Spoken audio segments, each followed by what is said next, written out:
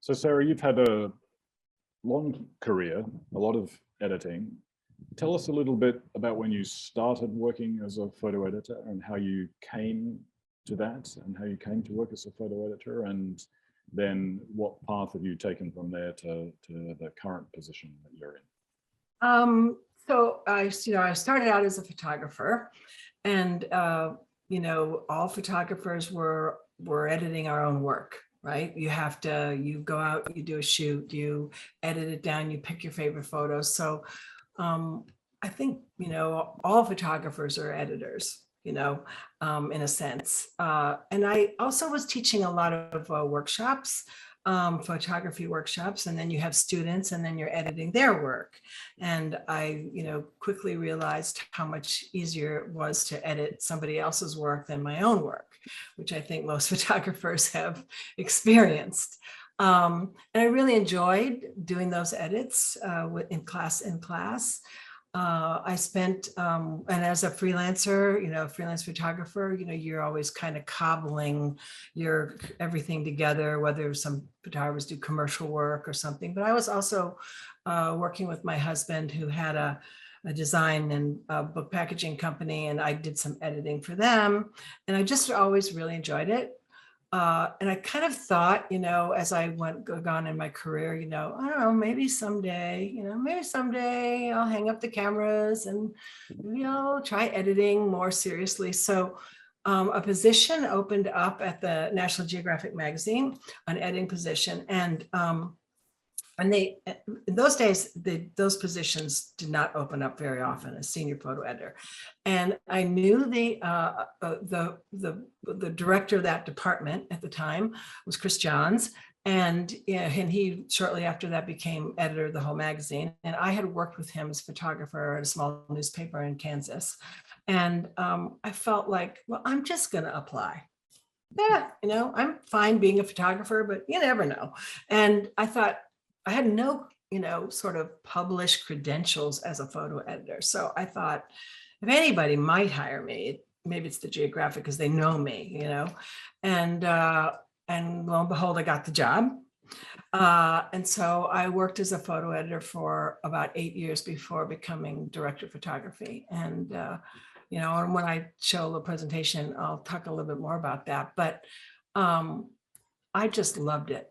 I actually felt I loved being a photo editor. I loved working with the photographers. I loved the stories and trying to figure out the coverage, because as a photo editor, you're doing more than just picking the photos. You're involved in the conceiving the whole project, the budgeting, doing the research, helping the photographer figure out what to photograph.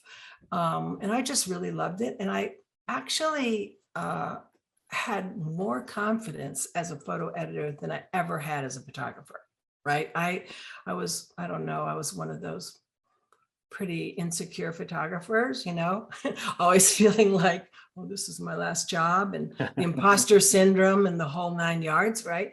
But I felt more confident and settled as a photo editor, and felt like I could really help people, help the photographers. So tell us a bit more about your process, as it were, as a photo editor at National Geographic in that transition, because what you described there about being involved in all aspects of the project, I mean, it's a bit like being a project manager as well as kind of editing the outcome. You're absolutely right, David. You are very much like a producer and project manager. The ideas, you're often assigned a story by usually the director of photography assigns the stories. Sometimes it could be your own idea, and the ideas might come in by a photographer, or it might come in by an editor or any staff at the Geographic, and you would get assigned the story, and then often without a photographer attached, or nobody's attached at first. Sometimes they are, if it's their idea. And then so you immediately start researching the topic. You start figuring out what is there to photograph and what is the story. And you have a whole team of people are attached to that project. So, you have the text editor, you have the maps and graphics people, you have the design people. So, there's a lot of conversation figuring it out. And then, you may probably, then you might start suggesting photographers for the project if the director does not already have somebody in mind, and then you have the conversation like who would be good to do this, and then get the photographer involved in the researching as well, and figuring out because you got to make a budget, and the budget will depend on well, we're going to one place, we're going to 3 countries, we're going to spend 4 weeks, we're going to spend 8 weeks, so you kind of make your plan, and then you make the budget, and then, and that's what you're going to pitch. And then the photo editor, then the whole team will pitch the whole concept and the idea to the editor of the magazine and the executive team. And you just pitch here's what we want to do, here's where we want to go, here's what the maps and graphics people, here's the online version, here's where we want to make video, all the bells and whistles, and then see if you get it approved. Yeah. The editor may say, well, I kind of like that, but I'd rather do some of this and less of that, and then you adjust. Yeah.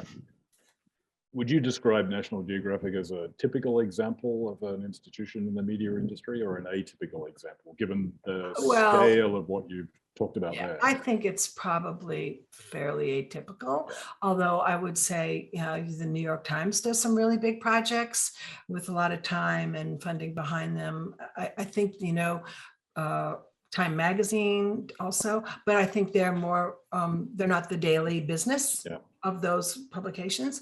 But when they do them, they're incredible. They do amazing. And where the Geographic, it's more, every issue.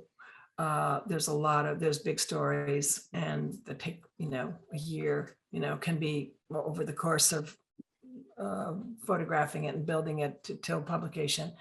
So I do think it's more the exception in the industry. They do a lot more shorter assignments, more than they used to because of online. Those assignments are always less, they're not as big. I mean, it's probably fair to say that most people have a fairly negative view of the state of the media industry in terms of declining resources, fewer staff positions, etc. What's your perspective? How do you kind of characterize the current state of the field? I mean, I think what you're saying is there is that all of that is true, and a challenge. I think over my years at the Geographic, the budget was being cut every year, and we had to adjust, and we had to figure it out. So back in the good old bad old days, I worked on stories that were 20 weeks, as a photographer, for 4 months on one story. Well, that's just hardly ever happening anymore, right? That doesn't, a big story would be 8 weeks, now. So, but I also think, so on the one hand, but then on the other hand, more and more people want to be part of this. More and more photographers. They're just so many wonderful, amazing photographers coming up, and they're finding a way. They're finding a way to do their work and get grants. There's more grants than ever out there for photographers. There's tons of grants. There's lots of other kind of support that's not just the big media companies anymore. And there's so many, like when I, some of the books I'm working on, there's a lot of, self-publishing going on, Kickstarter. People, as one thing has shrunk, other things have grown. to help support photographers and help them find a way. I mean, there's great organizations like Seven and Noor and all the different photo agencies, you know, that are supporting photographers and finding ways to get their work out there. So as gloomy as the one thing can seem, I think I see so much amazing work being made and published and supported by all kinds of different, you know, organizations. Like just today, I think the Leica Oscar Barnack Award awards were announced, the shortlist, you know, and I was looking at those this morning. I was like, damn, you know, I mean, really nice work, you know, so it's still happening. Yeah. There's still room, I think. I mean, one of the other things that's going on in the field too, of course, are something of a reckoning, or maybe there should be a reckoning around some of the identity questions, diversity questions in the wake of Me Too scandals and so on. What do you think the state of play is with those issues? And what do you think the role of editors is in terms of handling those issues and taking a lead on those issues? I think that's a really good question. And you could do a whole session just on that, right? We could talk a lot about it, but I think it's, well, definitely, you know, maybe since when I started, which was decades ago, you know, I mean, and you know, I'm ashamed to even say it, we didn't even think about it. I mean, it was not on our radar hardly, you know, like, you know what? But now, you know, it's on all of our radar. It's all, we're all thinking about it. And I think, most of the media companies for sure, I think everybody's thinking about it and addressing it.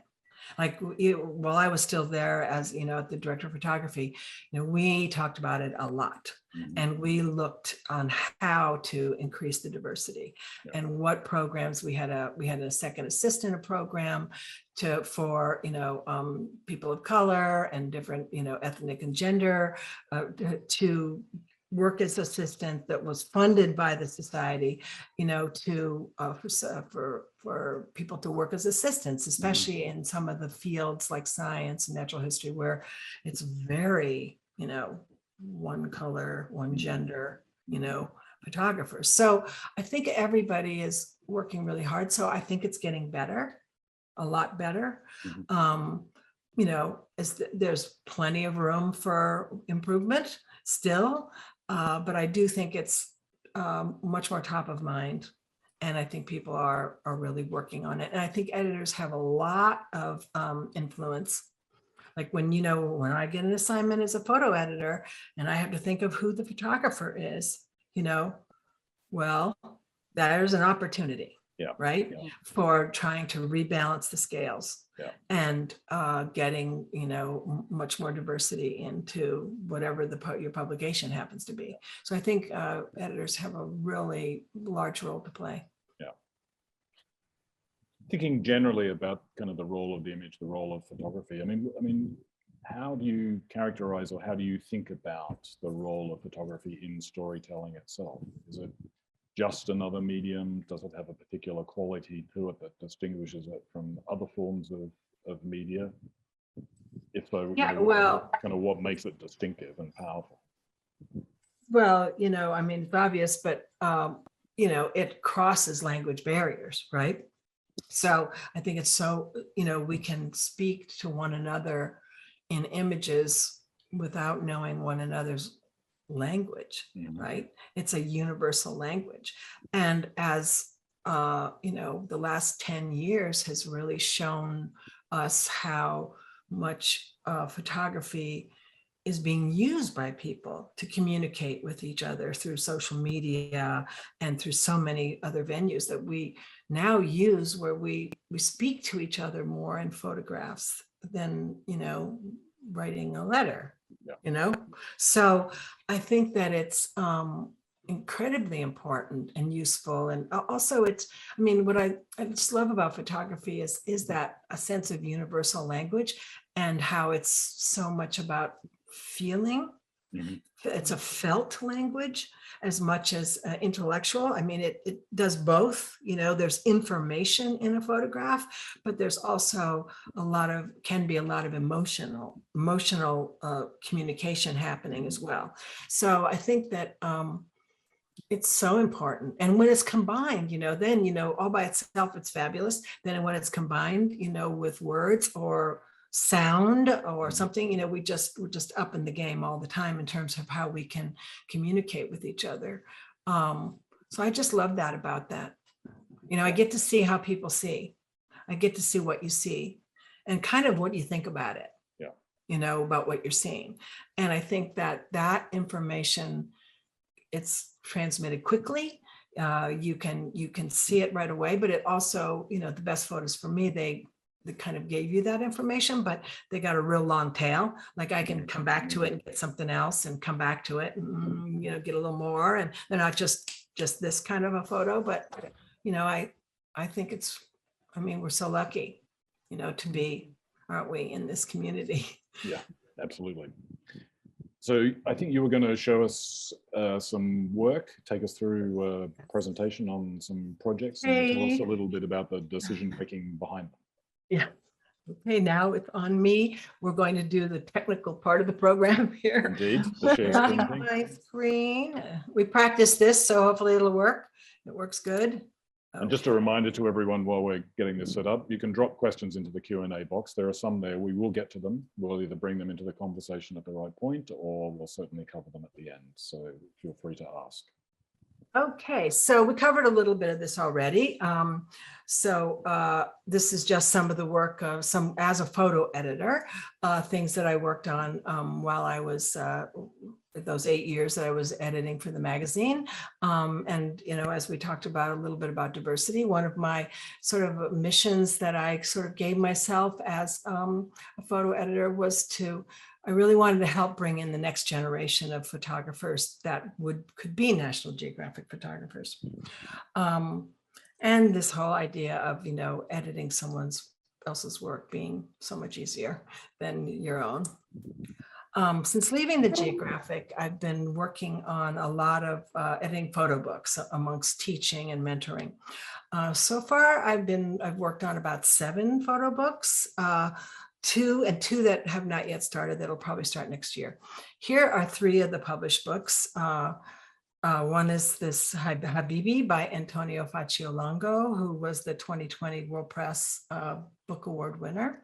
Like a Bird by Joanna Maria Fritz, about Islamic circuses, and Underspo, like a personal memoir by Petra Barth.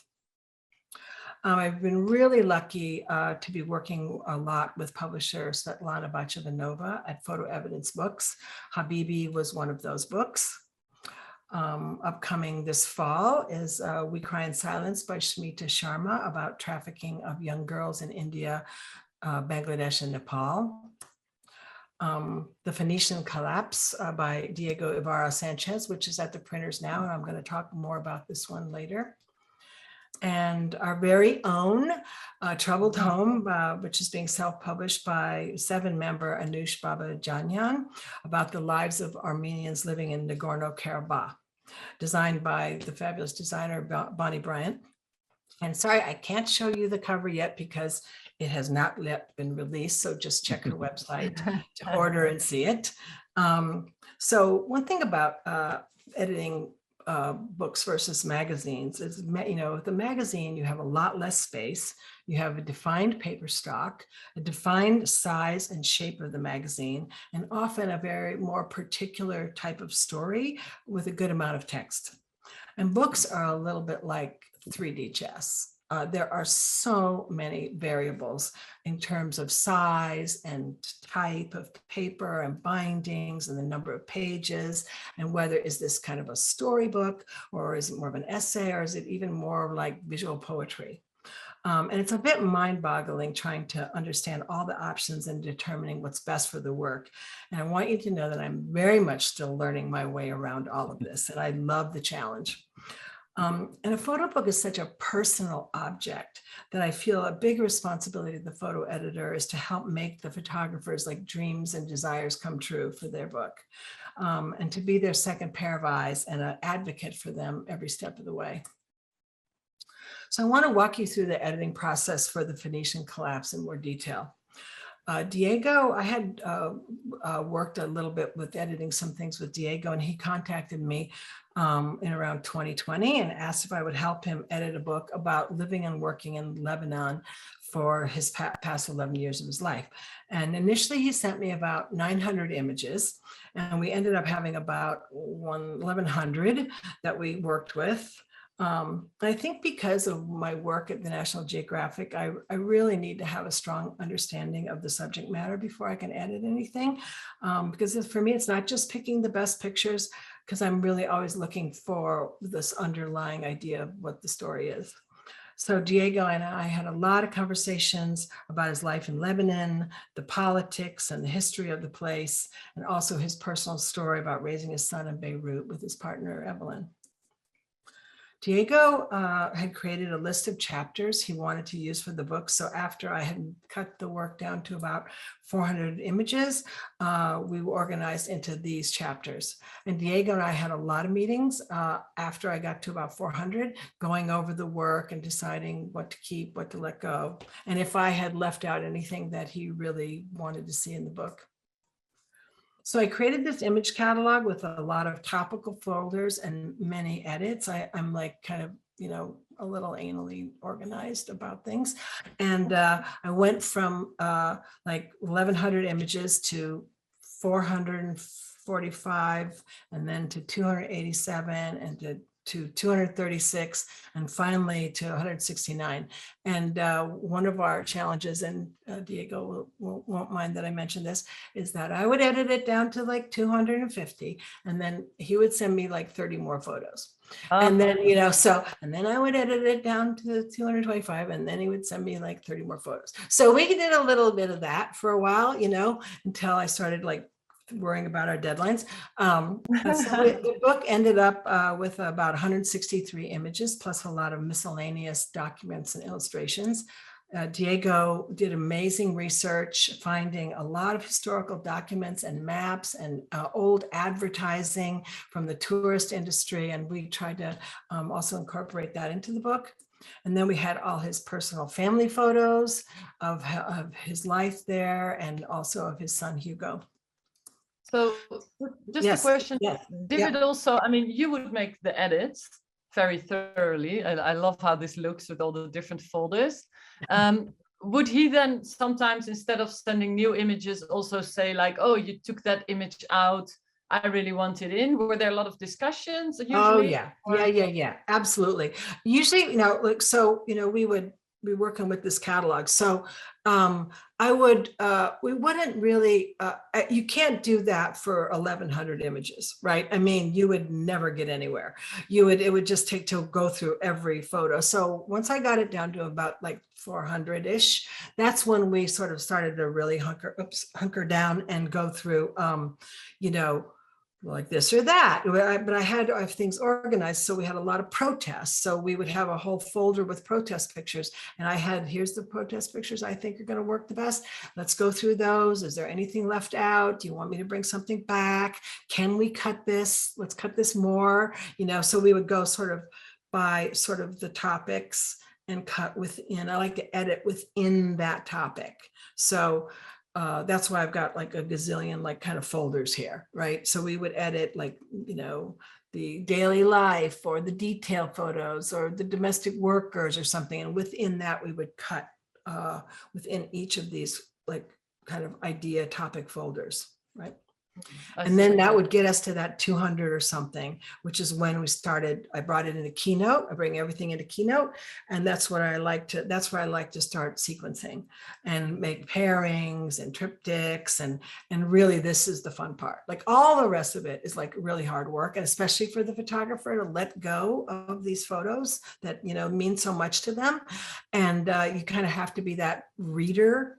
Like, when I'm looking at a photo and they're trying to convince me of its value with like paragraphs and paragraphs of words, then I really start to wonder, is this picture going to communicate all that? Is it really going to do the work that we need?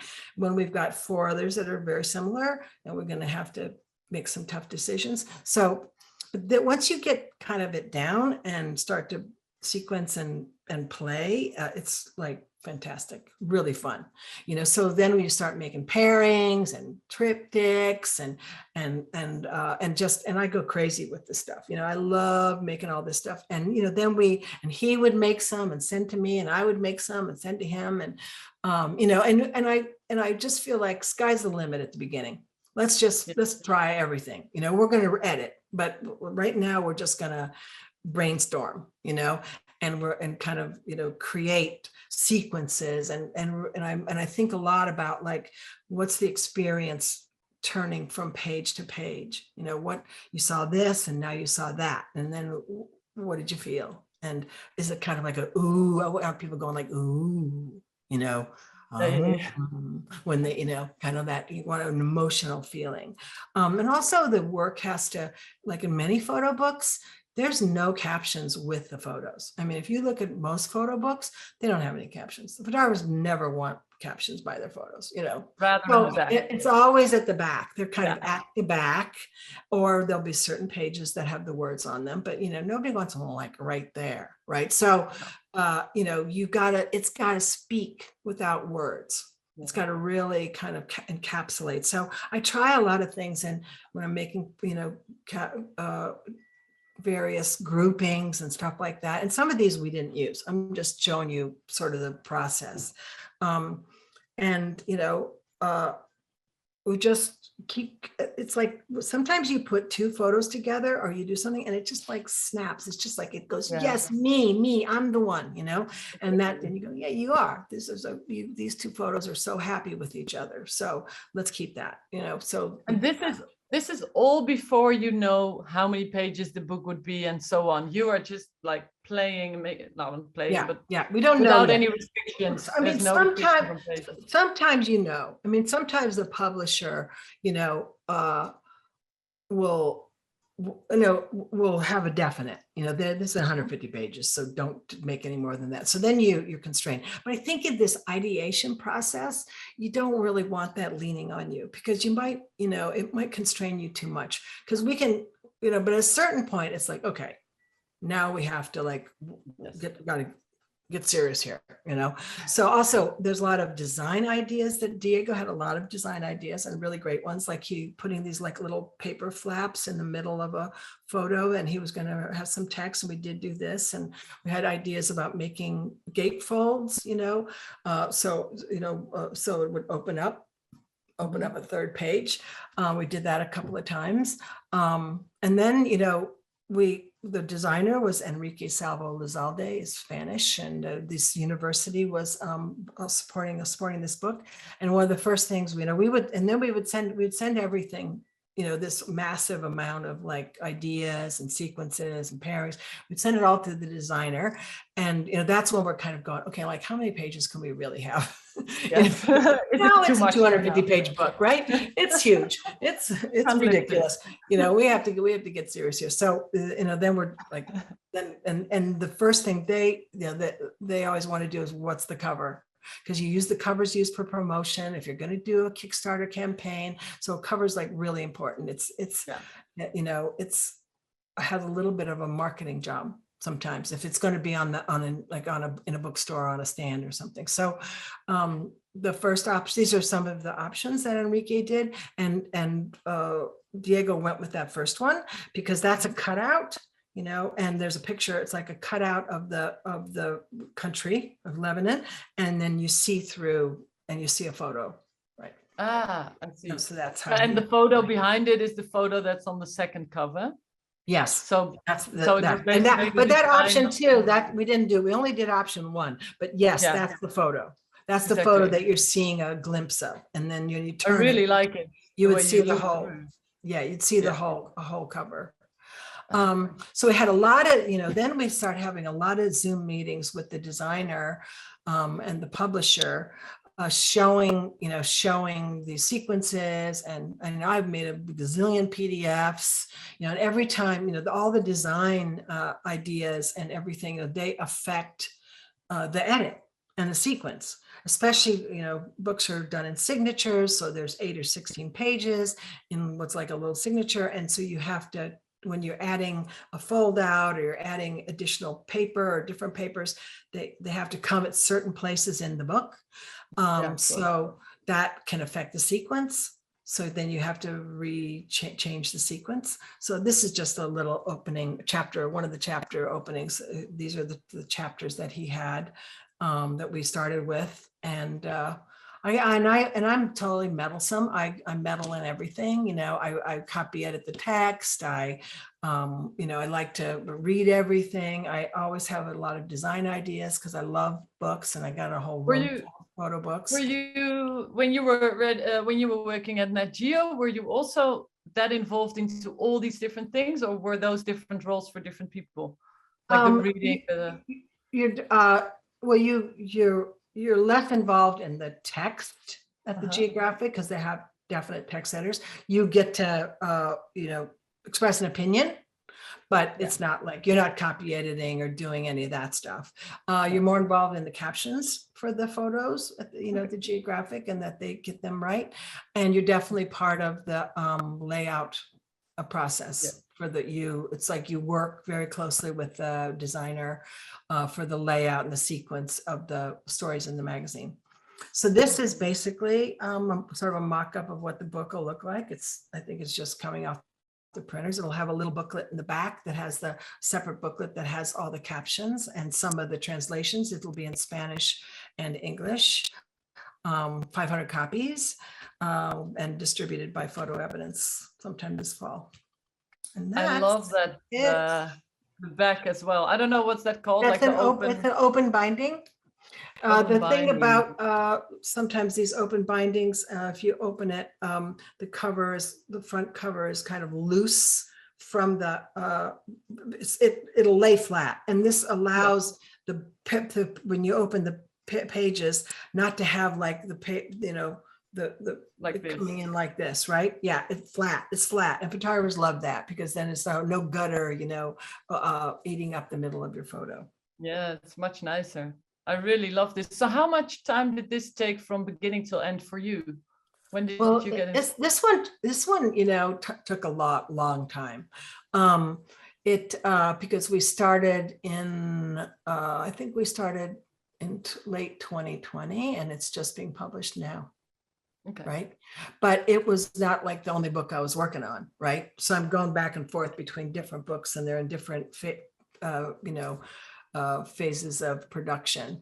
And even, he even photographed a bit more for it while we were, because Lebanon was having, like huge issues, right? I mean, the economy was literally collapsing. And so he was doing some work with the New York Times. And so he got some new images that we added to the book.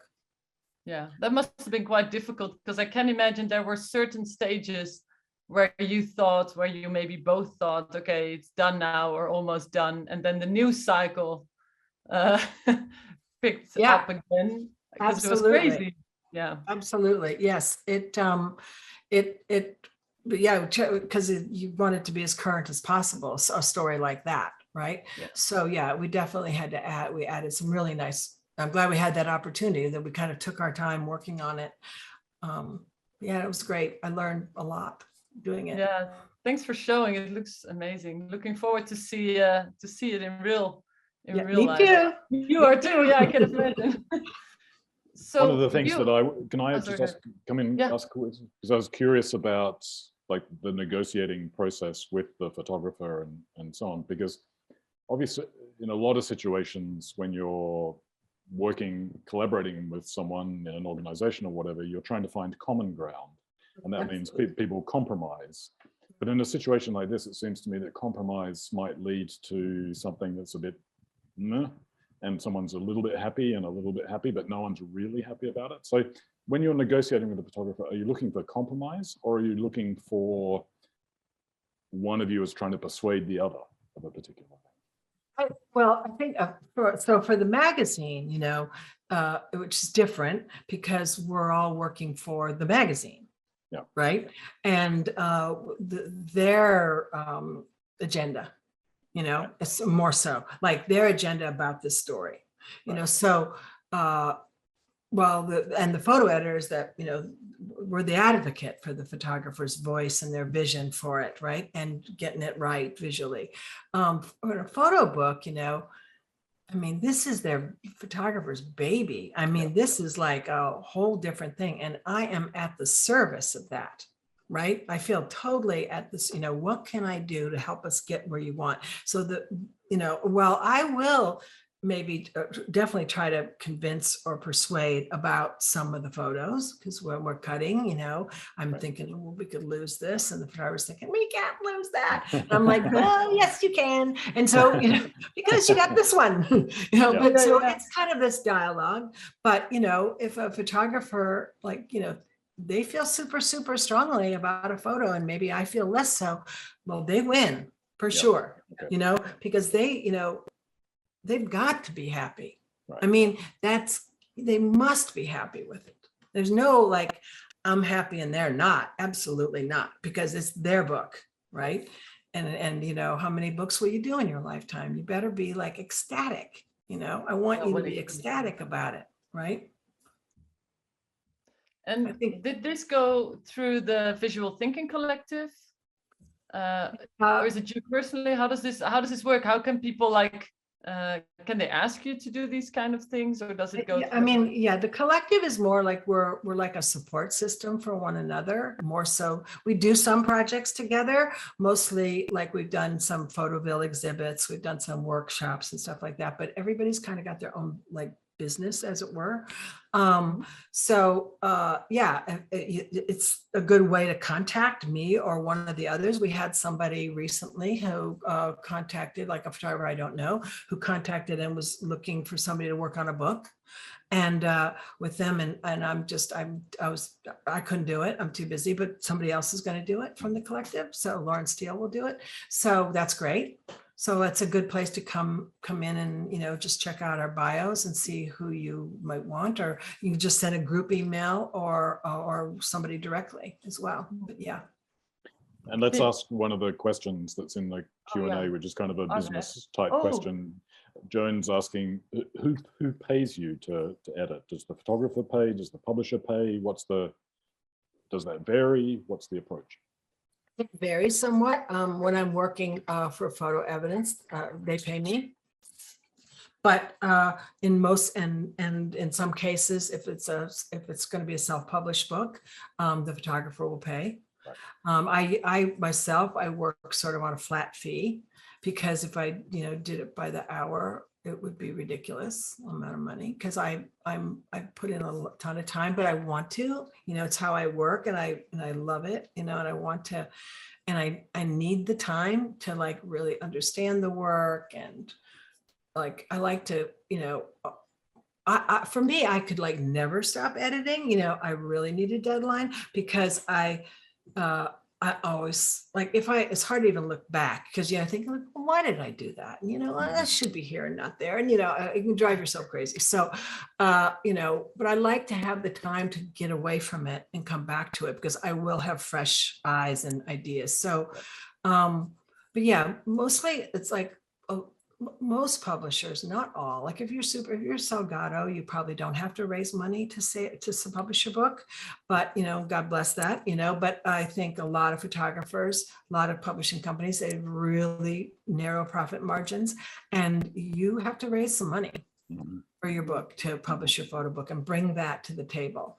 So that's why a lot of photographers, you know, do Kickstarter campaigns. Like Diego did a Kickstarter campaign, Anush did one. I think Smita did one. All of them did Kickstarter campaigns to raise some of the money. Well, often the publisher is the person who, you know, they put their publishing stamp on it, and they'll distribute, and they'll send it out, and they'll run the buying of the book on their websites and stuff like that. But I mean, it's not like you're going to make a ton of money on making a photo book. And most of the print runs, like Diego's, is 500 copies. You know, they're not big print runs.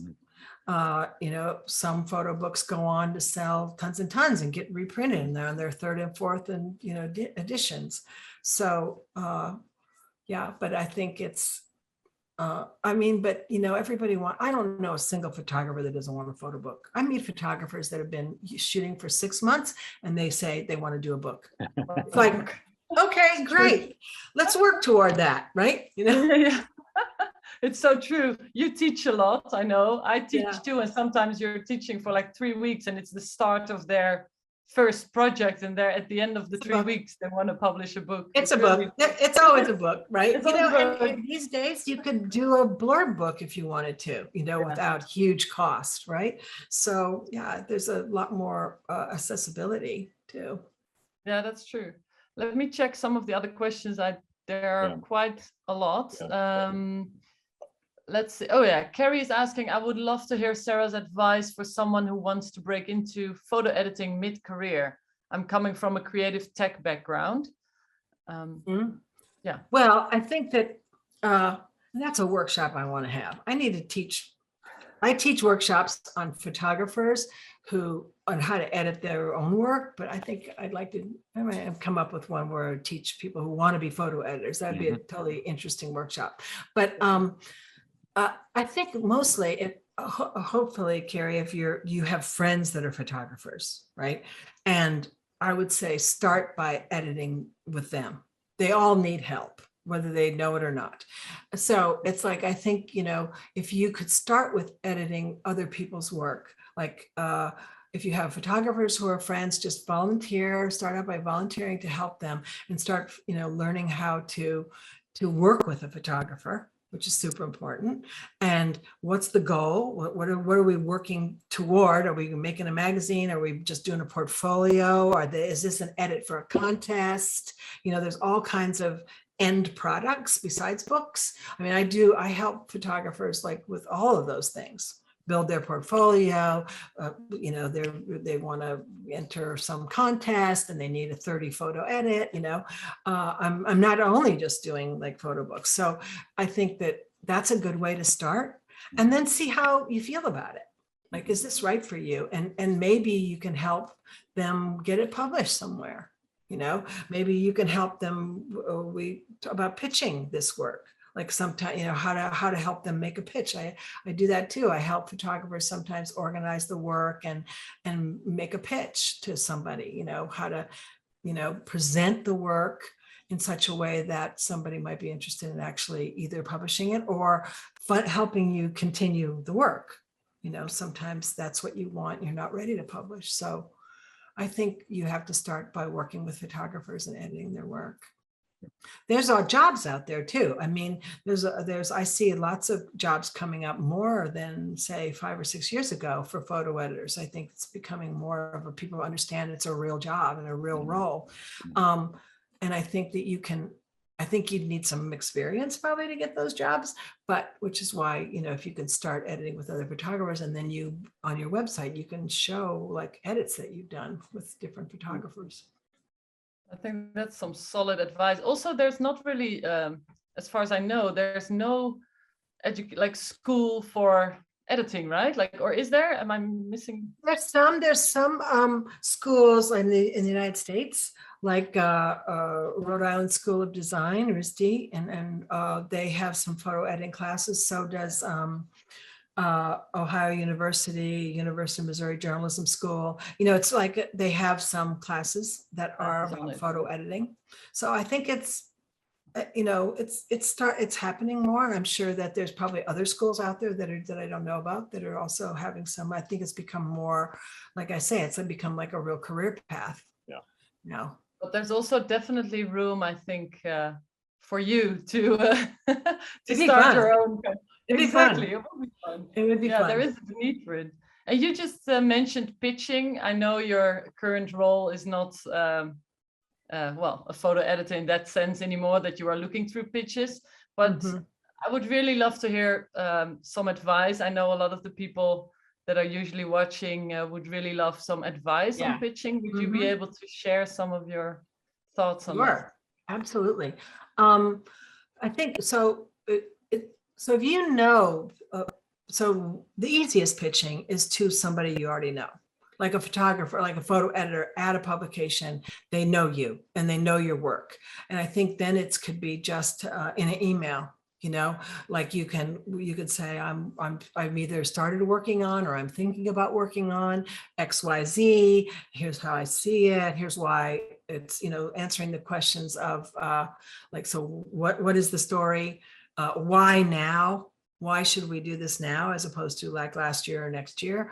Especially if it's an editorial publication.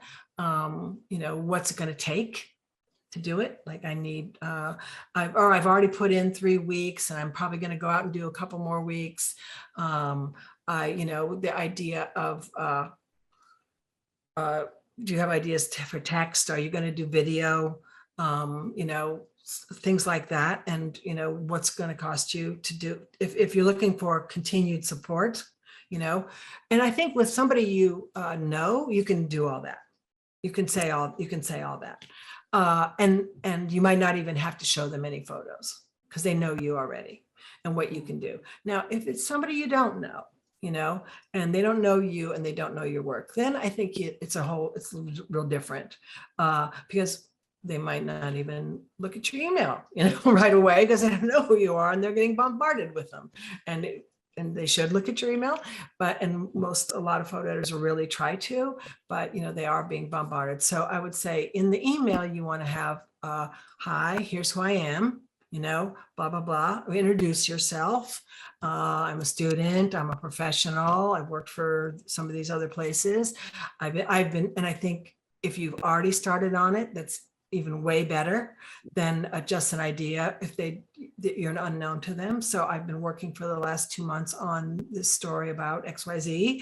And it's really, really important because, and it's really relevant to your publication because, and make sure they didn't just do it last week because that doesn't look good at all.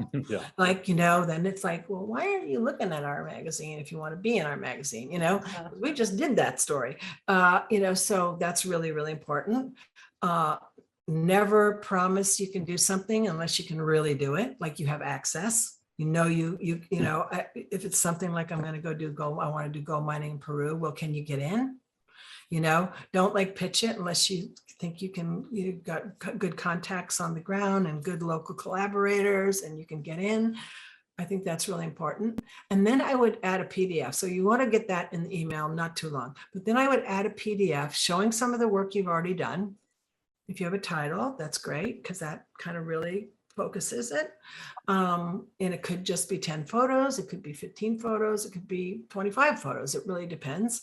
And then at the end of that, you want a little like bio and contact information because PDFs, once they leave that email, they can get lost, right? Yeah. And then it's like, well, who sent me? I literally have had PDFs and I can't remember who sent it, you know, because it's not, no. And in the subject line, you know, it could be Peru mining, you know, David Campbell, and then the date. So we got all the right there. You know, I know who it came from. And then how can I get a hold of you at the end? You know, your website, your email, a phone number, your location, you know. Also, I think when you're pitching to someone you maybe don't know, I think it's really helpful. And we all think about this a lot more like, well, why you? Why should you do this story? What if you've got some skin in the game in a particular way? Like I speak the language. I've been there 20 times. I lived there. You know, something. Because if it's just like rando, you know, I live in California, but I want to do a story in Tibet and I've never been there and I don't know anything about it. I don't know. I don't think so. You know, it's kind of like, why you? You know, so what's special? Like, how is this special for you? And what's your relationship to the story? Yeah, that's good. We've got a couple of questions. Helpful. Yeah, we've got a couple. We got a lot of questions, but we've got a couple of questions on captions. So I'm going to put these together. One's from Jim, one's from Nipa, because they're both asking similar sorts of things. Because when you were going through the book, you talked about the way in which the captions were at the back and so on.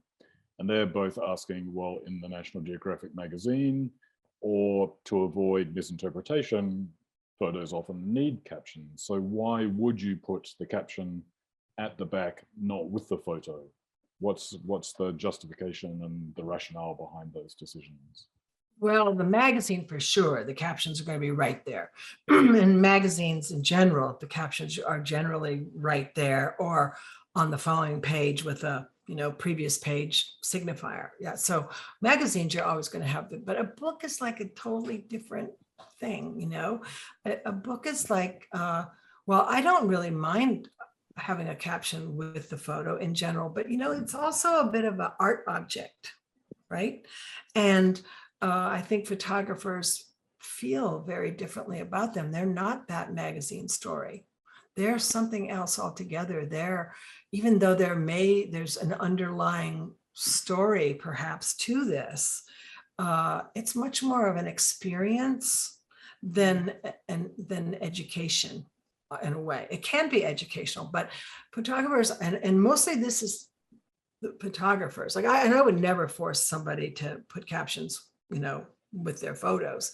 I have so many photo books and they're all at the back. They're all pretty much at the back. And there's many ways to do them at the back so that's not a big pain where you've got to keep going back and forth. I've done books where we'd have a little thumbnail photo at the back and then the caption. So it's really easy, and which is, I kind of like that, because then it's really easy for me to read the caption for that photo. And it's really a lot about aesthetics in a photo book. It's an aesthetic choice. Sometimes, maybe all you could, it depends on the book though, you might have the way the book is designed or something like a photo here and then a blank page here. And then you have a little chunk of text, that explains it. Maybe you want that for every photo. Maybe you just want that with some of the photos. These are why it's 3D chess, right? Because there are so many options on how to do it. And there's no one way, you got to find that way for this particular work. And I've the book I'm kind of working on that maybe will be kind of on hold for a little bit. The photographer got COVID, but I think that location and date would be helpful on each of the photos for this particular book. I don't know if the photographer is going to agree, but I think that could be, because it is a bit of a timeline-ish kind of book. Mm-hmm. So maybe that would be helpful, but we'll see.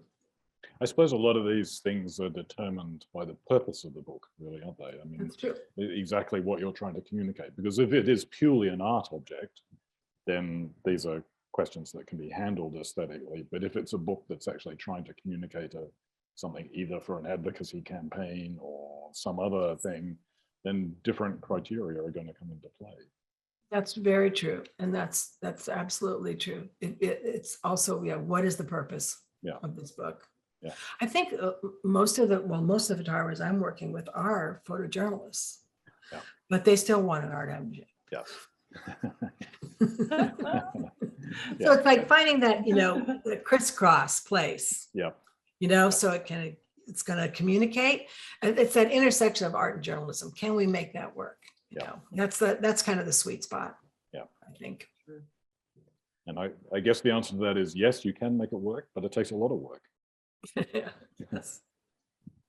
True. Do we have time for? We have lots of time for questions. Do you want to work through some of them, Ilvy? Yes, let me see. No, maybe you have one. I'm reading through. Well, let me ask one. Oh, there we go. Okay, I'll ask this one from Guillaume. This might apply more to a magazine experience than book experience, but you never know. Have you edited a project you didn't feel compelled about, not because of the quality of the images, but you didn't have interest in the subject? And if so, how did you find a way to work through it? And what did you learn in the process of doing that? Good question. The stories that I kind of would like to, kind of not be in my office when they came around to hand out the stories, it was mostly it's the science stories, right? Mm-hmm. They're really hard. And I just felt like, oh my God, I would have to go back to college, but I had a few. I had one that was like an archaeology story, and I had I just thought, well, I didn't get to say, I couldn't say no to it. I had, it was being assigned to me. But what I found was, and you just dive into the research. right? You just start educating yourself and dive into the research, and almost anything starts to get really interesting, right? You know, I mean, all of that, and I got really into this. You know, I was on the phone talking to paleobotanists. You know, like, well, what did they eat and what did they grow? And, you know, are any of those seeds still exist? Because I was thinking, oh, we'll take the artifacts and we'll put them with the seeds, you know, we'll photograph it like that. But I need to know which seeds and the right seeds. And then I had to get the seeds. And then I had to, you know, and it was with the Smithsonian, they had the artifacts and we had to freeze them for 2 months to make sure there's no little bugs got into the Smithsonian. So it was like fascinating, you know, and for me, that's the door always, is the research, you know, that's how I get interested, because, well, I'm just curious and love to learn things. And one of my one of the favorite ones I ever edited was a story about vanishing languages with Lynn Johnson, who's like, you know, my hero. She's an incredible photographer and a real thinker too. So, and it was about vanishing languages. And I'm like, vanishing languages, you know, it's language. You know, how do you photograph language? It's like, what are we going to do? You know, so, but then it was the same thing. It was like digging into the research, and we had a linguist, the linguist had proposed it, was going to write it. And I read his book, and, you know, as I'm reading his book, and one of his locations was in Siberia, and, you know, they had like really detailed language about their yaks. You know, their yaks was like, one of, you know, so whatever's important in the culture gets a lot of attention, and it gets a lot of language, right? So, you know, a little white 6-month-old yak with like black spots, there's a whole word for that, you know, a whole phrase that is all that's different than the year-old one with brown spots, right? You know, so it's like very particular language. And I thought, oh, okay, we can photograph that. Yeah. This is what we can photograph the culture that's embedded in the language, you know. So then we came up with like ways to do photographs that kind of illustrated the language, you know, that these phrases and words, and we had word lists, and we worked with all these linguists, and Lynn was just a champion, and it's just beautiful. And I'm so proud of that story to this day. It's really cool. Sounds amazing. Yeah, it's fun. There's a question from Angela that I really like, very curious about it myself as well. Is there some go-to strategy that you use to start a story in a photo book? What is the best way to start a story? I mean, it's always different, but... You mean to start the book? No, like which kind of, the way I kind of understand the question is to start the story. So not the making of the book, but when you're storytelling, is there kind of like a go-to way? Do you dive in? Will the first picture tell the story? Or is it like a slow start better? Or what sort of picture do you start with? I think that's exactly. Yeah. Gosh, that's you know, there's really no exact answer, right? Sometimes, you know, the photographer has a real idea. I mean, some photographers that I've worked with, like Diego was one who had real ideas about it, the kind of book he wanted and what he wanted and how he wanted to do it. But I think that some don't, you know, like I'm dying to, come on, tell me, you know, and they're like, no, I like, you know, show them, oh, I like that. Like, well, yeah, but don't you like something else too? You know, so it's kind of like, you know, they don't know. You know, so then you kind of, it's on you to just present, you know, then I present ideas and see what, like, the light comes on, you know, and they're like excited about it. But gosh, there's like, it's like snowflakes. There's millions of ways you could start any book. And it's really, I think, knowing what is this book about, you know, what gives you joy when you look at it. Like, I know, oh, I love that picture. And I love it to be like, we could start here, you know, and then that sets the tone, right, for what comes next and next and next, and then how it goes, you know, like, what are those pictures that, you know, do you want right out front? Because I think, you know, the beginning is so important to really grab people, you know, and really kind of engage them, you know, those first, even though many of us look at books from the back, you know, how you start a book. And you look Yeah. You know, we're so worried about the beginning, but then we flip through from the back. You know, what's that, right? So the back's important too. So Yes. Or randomly at any point in the middle, Yeah. Or yeah, Open it so up. it's like, that's the thing about a book. It's Yeah. not like a magazine where, I mean, you might kind of flip through it, but there's a text that, if you're going to read the text, you're going to start at the beginning. And with a book, you can almost start anywhere. So, but I still, when I'm editing and stuff, I'm thinking about what's that mood and what's the mood we want to create at the beginning of the book, Is it somber? Is it joyful? Is it a tragedy? Where's the best place? And often, I kind of, start with a few photos that are not attached to anything in particular. They're just setting a mood, for the book. But yeah, it's a really good question because it's hard to figure out sometimes where to start. You might have to try a number of things till you find what's really working, because it's not just that picture, it's linked to all the rest of the photos. It's that one, and then you turn, and then what? That second picture is just as important because it's going to be a surprise. It's going to be the next step in the story. I also think it's a little bit like writing in some way, because if you're a writer, usually you don't start with the introduction, or you don't start with the first page. The introduction is usually one of the last things you come to write in a text. You'll begin the text somewhere, but it's very rare that is actually the beginning of the text by the time you've finished. So, and that because you don't know where the text is going, and when you know where the text is going, then you know where you want to start. So it looks like the beginning to someone, but in the process, it might be produced at the end. Absolutely. It's also like, and I'm glad you mentioned about text, because, first sentences in a book is what we're kind of talking about.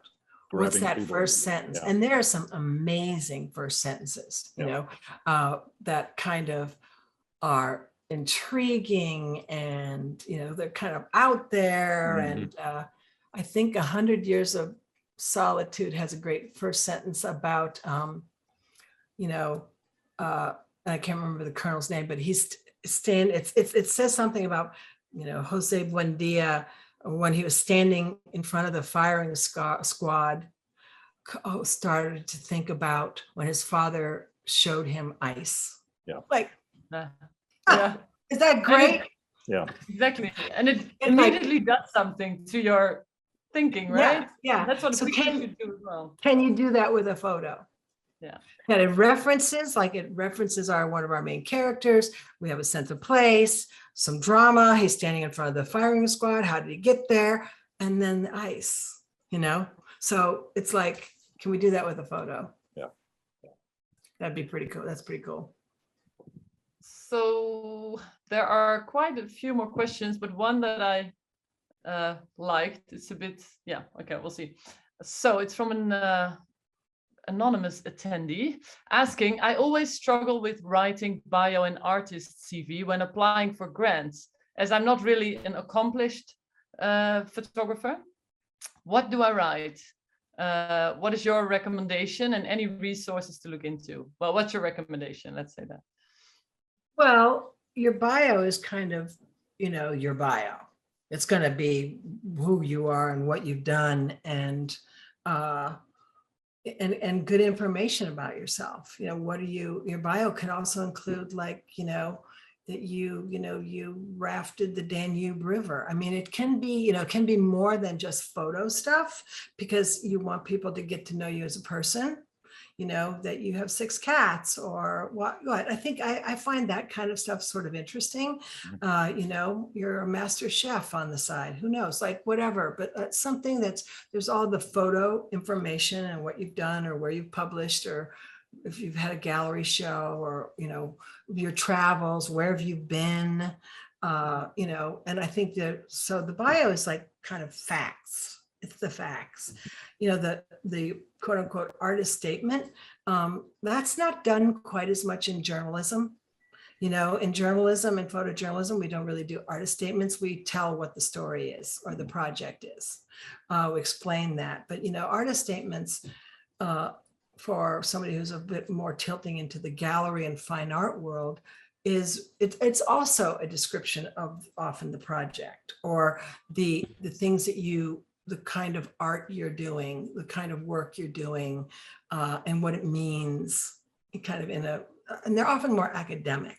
Artist statements are a little more academic. It's probably good to like go to people's websites and see what they've written, you know, in terms of their bios. And if there's an artist statements, I see artist statements when I'm judging, like, you know, for grants. And I see sometimes there's artist statements. One, I judged this past year, this Me and Eve grant, which is done by the center in Santa Fe. And that it's all for women over the age of 40. And the grant that was selected, the project that was selected, was a really personal artist statement about the work and and losing her mother and coping with some depression and everything like that. And it was very effective. Very, you know, I think I like to say to photographers sometimes, you know, make it personal. The personal can become the universal. And I love the personal. That's beautiful. For me. I was actually this week thinking of changing my bio a bit, let's say updating it. And I'll keep this in mind because mine is not personal at all, because I always felt when I started out, actually when I made the bio a couple of years ago, that people might not want to read that or they might find it unprofessional, even though for myself, I wanted to add things like kind of where I grew up, and that also shaped the way why I started photography. And I never added it, but now hearing you say it, it inspires me to change my bio a bit and make it a bit more personal as well. Yeah, I mean, I like that. What do you say, David? I mean, I like the personal information. Yeah, absolutely. Because, you know, it's a form of storytelling itself, your bio. That's right. So you want to have something that's going to catch attention at the Absolutely, beginning. that's right. So, that's you know, good point. None of us wants to hear every single detail of every class you did in high school, but that's true. You know, you want something distinctive, you want something interesting, something that shows your personality a little bit, and then conveys the information. Because sometimes, you know, people like to pack it with every publication they've ever published and every gallery they've done, and it becomes like a chunky paragraph. And, you know, you just kind of, you know, I might just go, okay, so they've published a lot of places. I don't need to read every single one, you know, but they've had a lot of gallery shows, you know, but it's the other information, like we're talking about, the more personal, that I'll read, you know? Yeah, absolutely. Nice. When you described working with Diego, you talked about having like 400 photographs to begin with and cutting down to 260 or whatever. Jeffrey's got a question about the number of photographs that a photographer needs to consider in order to even think about publishing a book. I'm sure there's not a formula for this, but what would you say about kind of the body of work you need and what you need to get it down to be manageable for a book project? So it's also very, you know, kind of, there's so many possibilities here, because, you know, you could go out on something and not have spent a lot of time, and it has a great amount of depth, and you could do like a little book, right? You know, on something like that. This is 11 years of work. This is that book was like 11 years of work. So there was a lot, you know, he had a lot to go that he wanted to go through. And for me, having worked at the Geographic, you know, because we would receive every photo the photographer took, you know, and we would go through all of them, you know, so I could be starting in mostly be starting in the thousands, you know. I think Robin Hammond did a story that I worked on with him, and it was like 40,000 photos, you know, and you're going to go through all of them. So, you know, I'm not really afraid of 1,000. It's like, I can look at 1,000. That's okay. Bring them on. Show them to me. You know, it's like, for me, it's like, I like a lot because I'm really trying to get to know the photographer, how they see, what interests them, what they're drawn to. So, you know, sometimes, and also I don't trust them.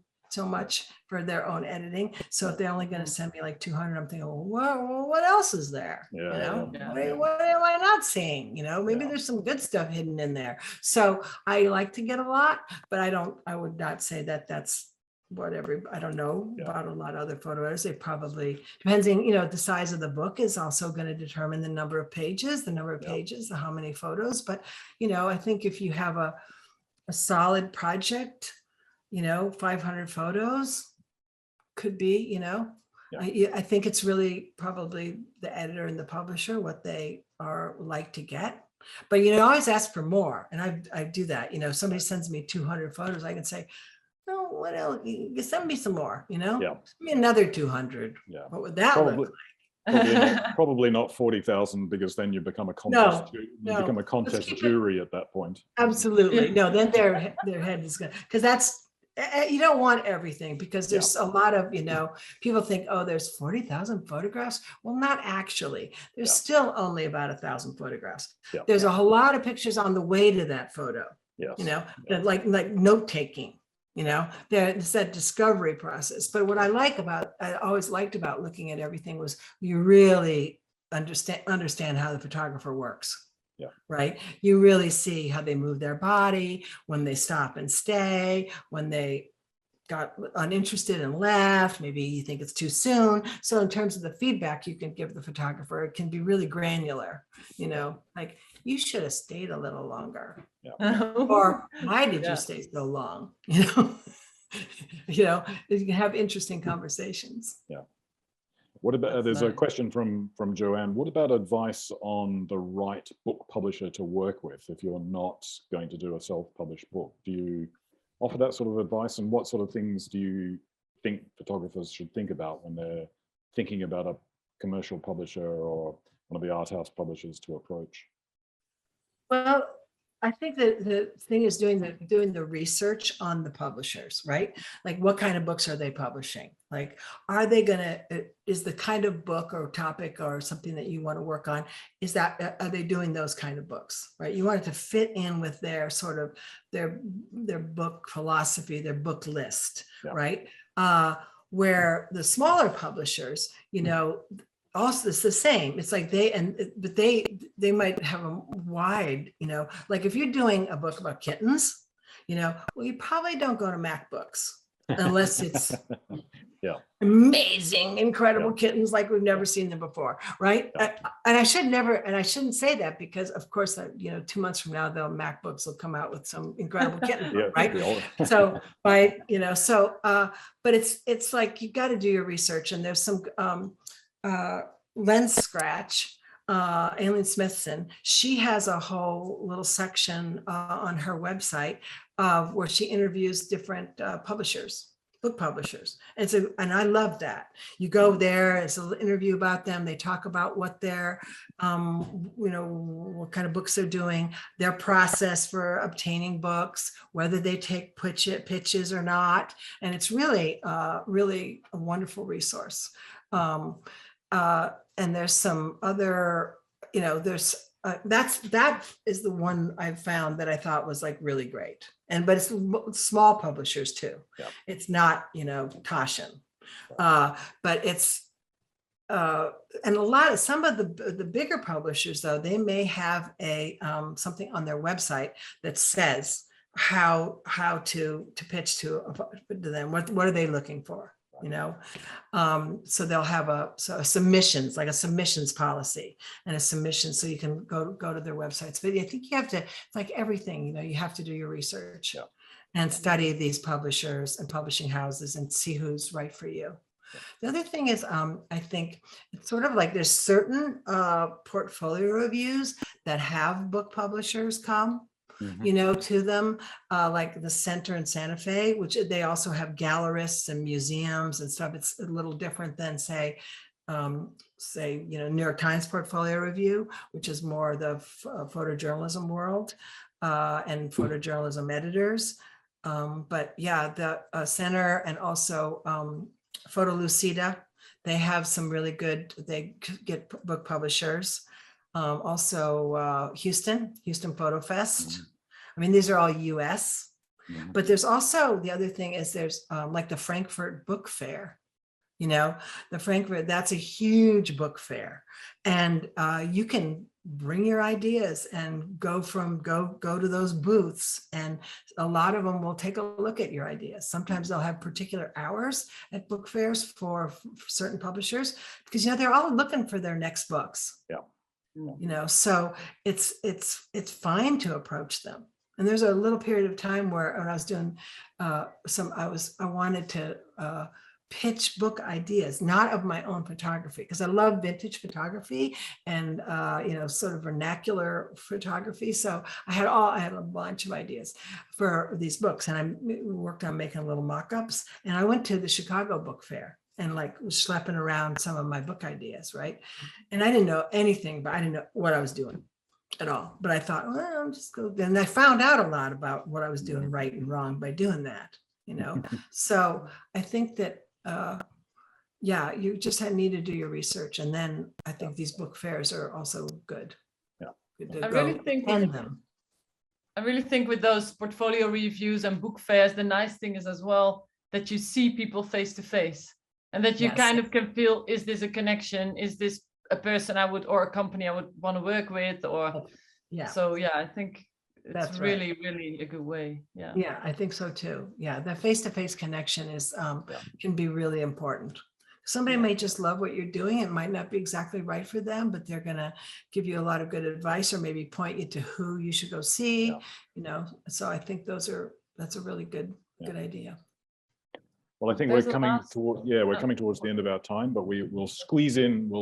Last question. Squeeze in the last question for you, Sarah, which is a really good question to finish on, actually, from Angela, if I pronounce that correctly.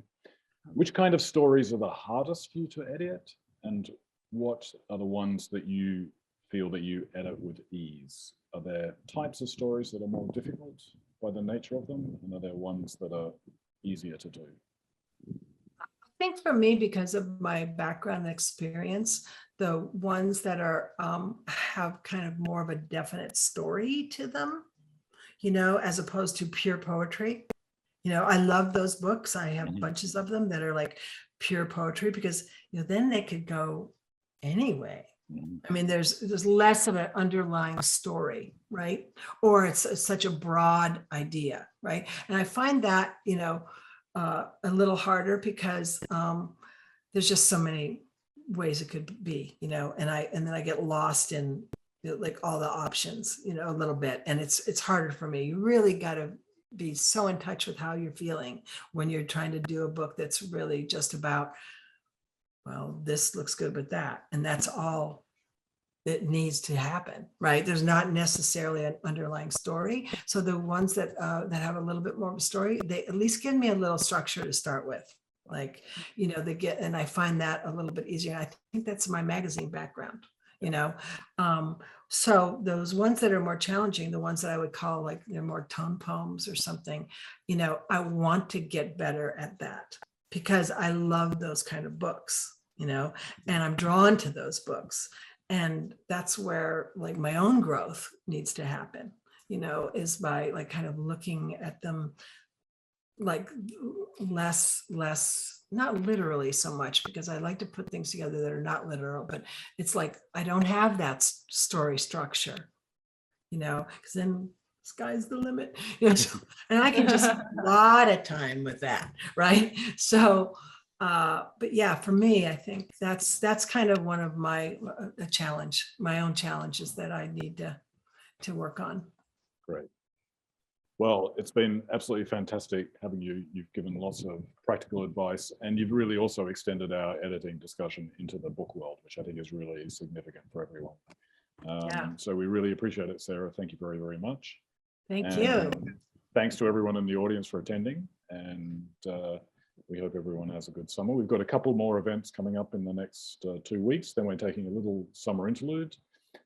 We will have some new articles on the website while that takes place, and then we'll be back with more stuff in September. But watch out for the next couple of weeks too. But Sarah, thank you very much.